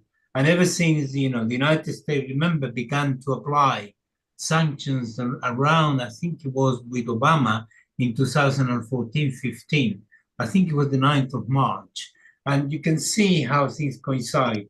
Chavez died, the opposition organizes, sabotage of the economy, and then the United States begins their sanctions. And ever since, the situation has been quite difficult. Only after 10 years, Maduro was able to recover the situation. Okay, thanks. Thanks a lot, Francisco, and also like the connection with Allende. So, William, since Francisco mentioned you, I'd like to go to you and ask you the same question about why 2015 was lost and if opposition can also win this time. Yes, definitely is the extension that we have a huge amount of people that didn't vote. People were unhappy with the economy situation. I think that the extension is also always after that has been playing an important role in every election in Venezuela.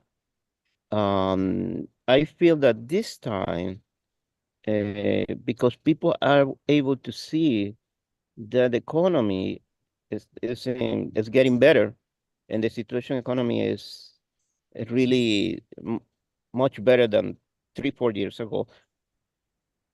I feel that even despite that the consequence of the sanctions, still people are suffering the consequence of the sanctions. I feel that more people will go to vote from the side of the Chavistas, and also I believe there because when people see that the government is moving forward justice, again, corruption, and it's resolving all their problems, I think that in that measure, people will be voting for Chavez. Yeah. Okay, William, thank you very much. And Maria wishes to also talk about it, so please go on. Yes, well, I agree with both of you, but there's one other element that was really important in that election, and that is the U.S. strategy for the election. Well, the opposition didn't come up with this. As Francisco has said, they receive orders from Washington. And the strategy for the opposition at that point was, don't go after Chavez, don't go after the Misiones. Say that you're going to keep everything. Say that, oh no, you're not going to lose your house, you're not going to lose your car, you're not going to lose your business. Vote for us. We're going to bring prosperity, but we're not going to get rid of the Cuban doctors. We're not going to do any of that. We're going to keep the Misiones. Now, of course, you ask, can this be replicated? Can they do this again? No, for two reasons. One, they lied.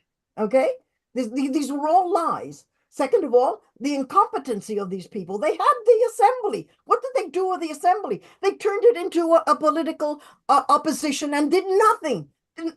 Didn't pass laws, didn't govern.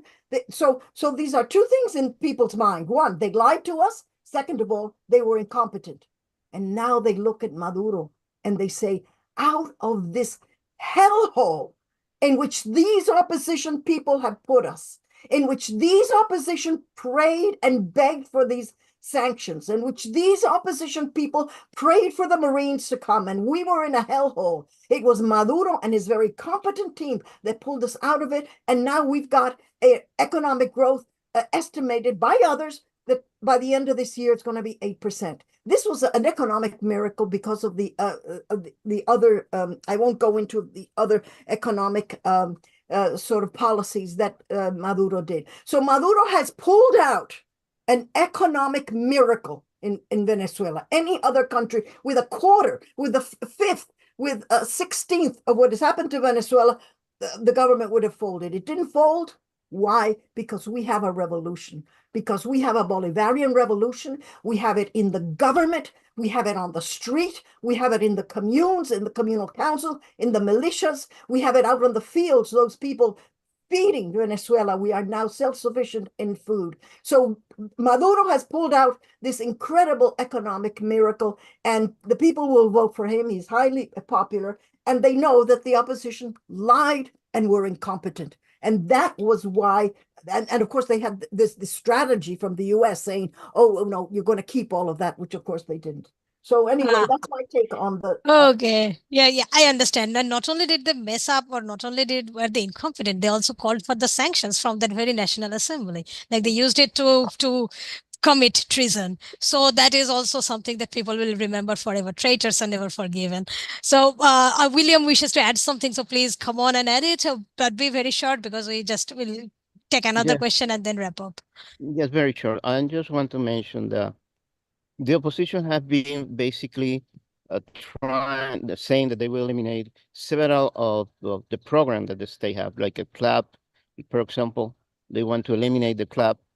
They want to also eliminate the land reform that was created by Chavez, and return that land that the campesino movement has been able to reclaim.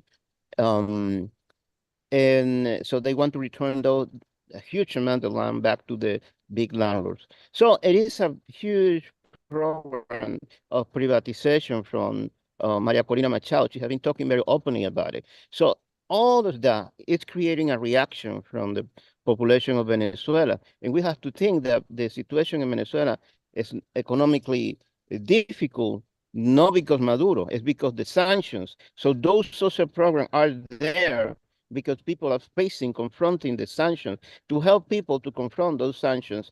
So, and they want to eliminate those programs. So I feel that it's counterproductive for them to be talking about it. Yeah, definitely. So yeah, definitely understandable. So Maria Corina has said, first thing she said, that she would privatize the PDVSA. Great thing to do. Anyway, so we'll just come to the last question. It's by Alan Freeman, and I believe that this question is directed towards people outside Venezuela. I believe so, especially for solidarity movements. It could be anything. So the question is, what can we do to help Venezuela obtain the influence it deserves in world politics? So this, I believe it's a question for people outside Venezuela, and especially for solidarity movements. I think I'll come to Francisco first, and then anyone else who wishes to answer it. This will be the last question, and then we'll wrap it up. Yeah, that's a very good question. Venezuela already has a substantial influence in Latin America, but the mechanism to ensure this is even more effective is regional integration. And already there are moves regarding, restoring UNASUR, but we need SALAC really, and Venezuela can play a very substantial role there. That's number one. Once its oil industry recovers, Venezuela will be able to play that pivotal role in helping everybody else in all sorts of ways, as it did in the past. So that's number one. But that's not sufficient. Number two, Venezuela is already requested to be part of BRICS. And Venezuela enjoys a very substantial strategic relationship with China.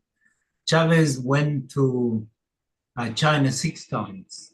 And every time they signed agreements of every kind, in total, I think the total number of agreements that exist between Venezuela and China since 1999 is in the region of 750, which is gigantic. It covers absolutely every aspect of it. And Venezuela joining in the BRICS is going to really give that sort of more international, more geopolitical role. And remember, it's an oil economy.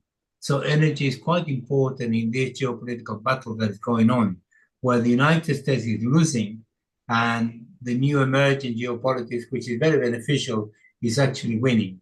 So in that sense, it seems to me that the joining the BRICS is going to really make it. But the key for that influence to be exerted is the economic recovery fully of Venezuela. Otherwise, it will not be able to play that helping role to everybody else in the region as well as elsewhere. If anyone else wishes to have anything to say about this. Yes, well, I'd like to say thank you, Francisco, for that. That's very true. But I think Alan is saying, what can we do?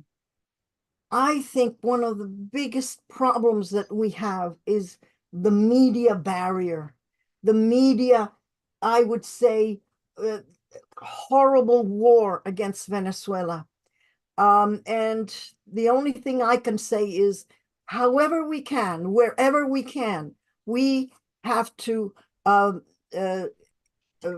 deny the lies that are being said about Venezuela in whatever media that there is, because of course the empire runs the media, owns the newspapers, owns the social media and whatever. So that is a really, really hard problem that we have to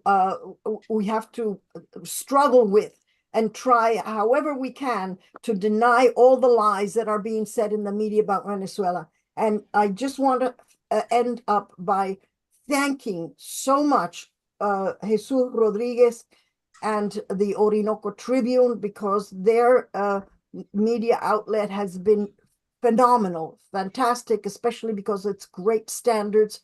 And I go to it not only just to receive news about Venezuela, but about the world, because we have found so much really balanced and good information about what's happening in Ukraine and China and Europe and whatever.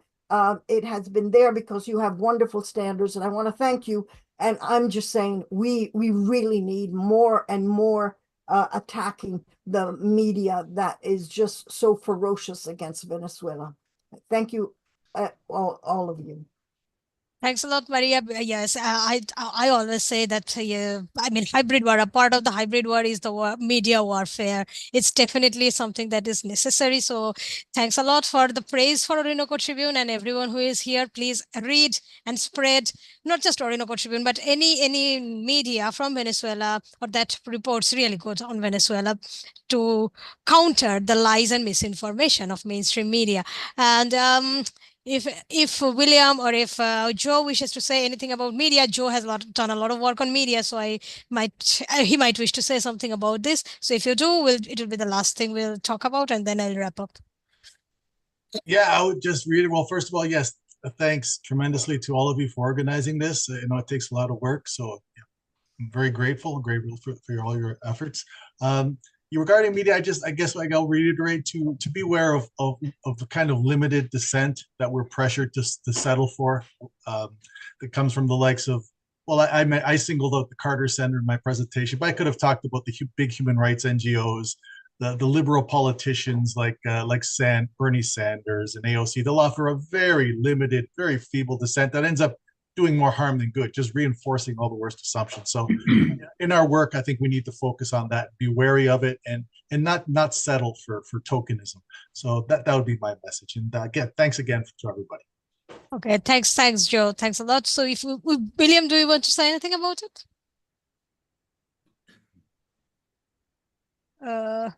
Okay, so I'm not seeing him anyway. So it means that we have reached the end of this webinar, like today's webinar.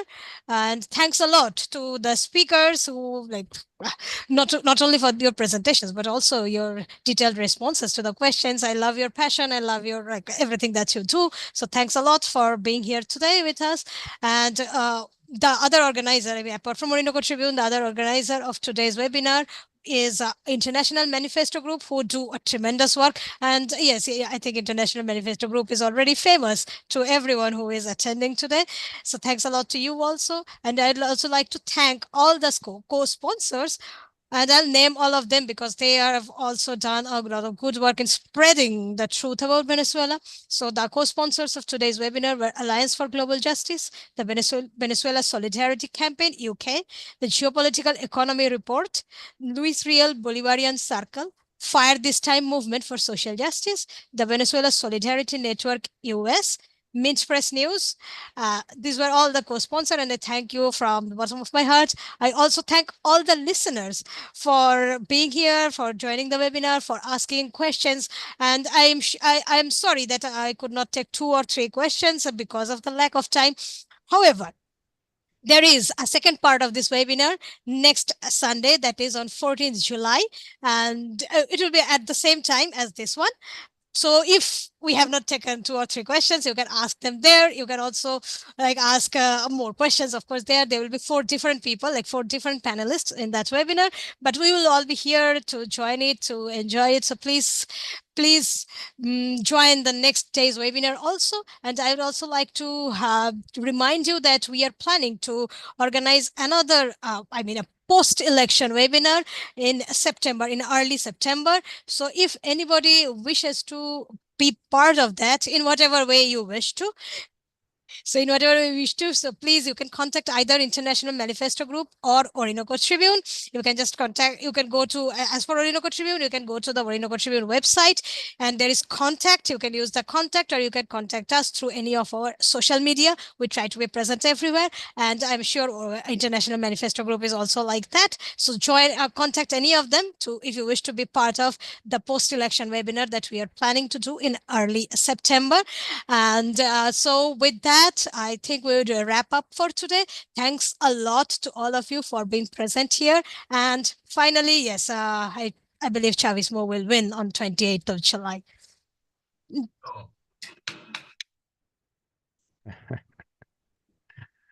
Viva Venezuela. Viva. Un abrazo, compas. Thank you. Un abrazo a ti.